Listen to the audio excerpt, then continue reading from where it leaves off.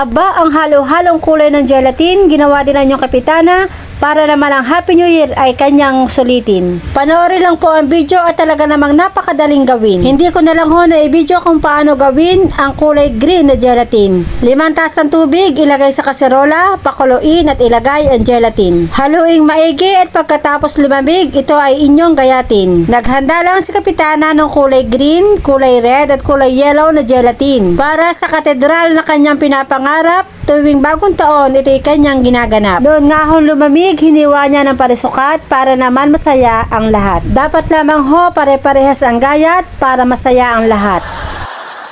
Abay, pasensya na ho kung ano na ang nasasabi ni kapitana sapagkat siya ay pagod na. Ilagay lang po natin ang iba't ibang kulay ng ating gelatin para ang ating buhay ay laging makulay. Ala, ay isiksik na ho natin habang may space para naman ho hindi sila mapunta sa outer space. Sobrang dali lamang hong gawin ang ganyang klase ng gelatin, basta ihanda lang po ninyo ang iba't ibang kulay na inyong gagamitin. Napakaganda talaga kapag gumamit tayo ng iba't ibang kulay para lalong gumanda ang ating buhay.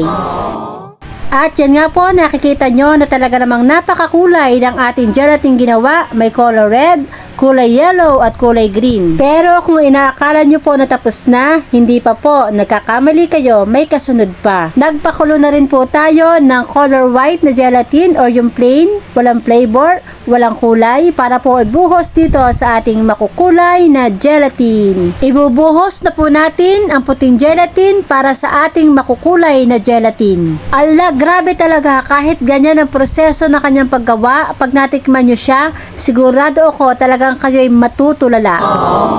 Mapapaisip kayo, makagawa rin kaya noon? Talaga namang nakakagutom. Promise po sa inyo, kapag ito ay inyong natikman, talaga namang ito po ay inyong hahanap-hanapin at syempre babalik-balikan. Sa anumang okasyon, pwede nyo po siyang ihanda at for sure, hindi naman kayo mapapahiya. Ang katedral po ay isang simpleng dessert pero sa mga handaan, pilit na hinahanap at magugustuhan ng ating mga bulilit. Pagkatapos pong mailagay ang puting gelatin, pwede na po siyang ilagay sa rep para ito ay palamigin at maya-maya ay pwede na nating kainin. Nalimutan ko pong sabihin na yung ating puting gelatin ay nilagyan ko ng puting asukal ayon sa ating panlasa, pati na din po ng isang latang gatas din. Muli po, ito po ang inyong kapitana, bumabati po sa inyo ng isang manigong bagong taon. Hari nawa po tayo ay lalong pagpalain ng blessings ng ating mahal na Panginoon.